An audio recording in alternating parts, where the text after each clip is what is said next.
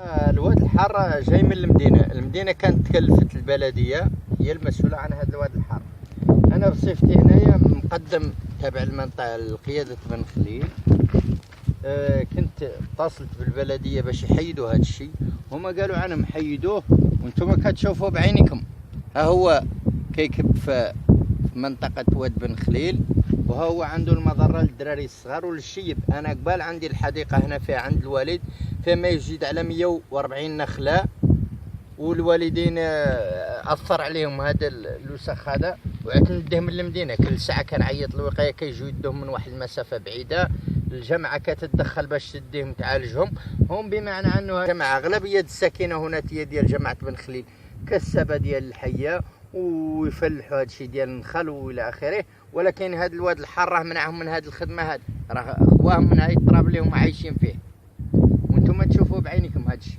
قال لك الواد الحار دوزوه كبوه في جهه المجيبر، ولكن خلاو منه واحد العدد اللي هو مازال كيكب في الواد ديال بن خليل، وعنده تاثير على الناس ديال الجماعه. الاغلبيه في الساكنه خواو خلاو ديورهم غيتشوفوهم فيهم النخل وفيهم الجرادي ديال النخل، الكاليبتوس والشجر، وكانوا كيربوا فيهم كسيبه خرفان نعاش. ولكن هذا الواد الحار منعهم من هذه الحاله هذه، انتم كتشوفوا بعينكم.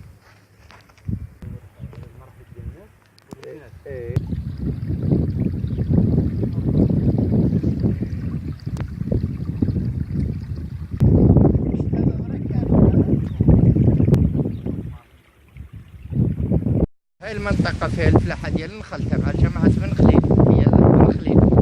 وعن هذا الواد الحار اللي دايس مع الواد اللي كيتكب مسؤول عنه البلدية ديال طنطان، هو اللي أثرنا على الساكنة اللي كتعيش هنا ديال.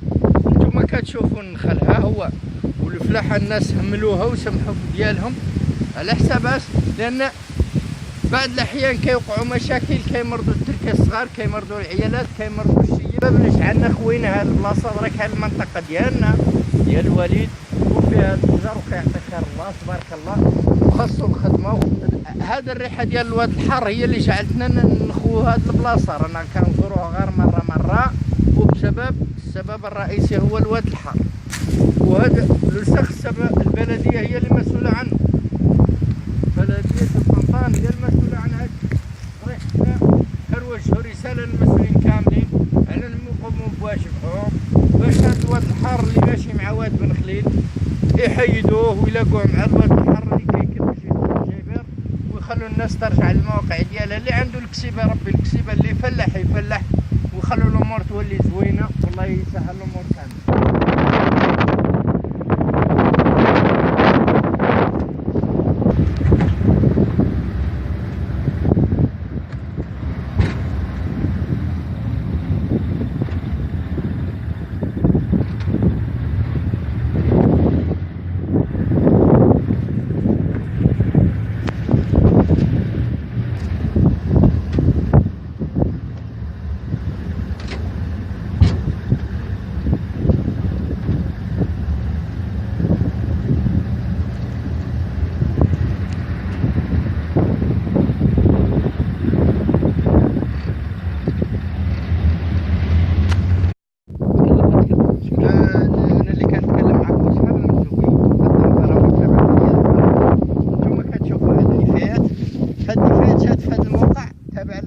الثالثة ومسؤول عنه السيد المندوب ديال الانعاش الوطني، لأنه هما اللي مسؤوليتهم.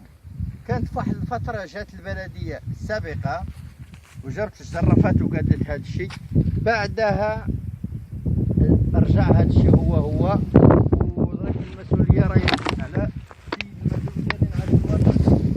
المشكل نتوما كتشوفوا جا في الشمال ديال مدينة طنطان، الشمال ديال المقاطعة الثالثة والشمال ديال مدينة طنطان، الريحة ديالو كاملة راها كتصب في جهة المدينة. هادشي ديال الحشرات والذباب إلى آخره، هاي المسائل كاملة راه كتربى هنا وكترجع للمدينة اللي كان في الشمال. يعني هنا هاد المنطقة تابعة البلدية والقيادة الثالثة للمدينة، والمسؤول هو السيد المسؤولين ديال البلدية المنتخبين ديال البلدية والمندوب ديال الانعاش الوطني.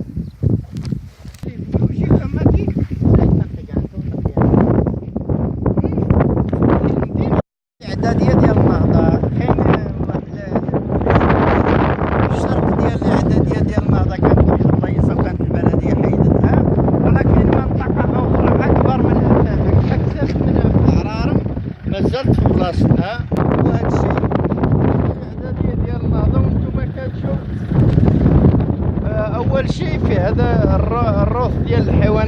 عامر بالبراقيث والحشرات.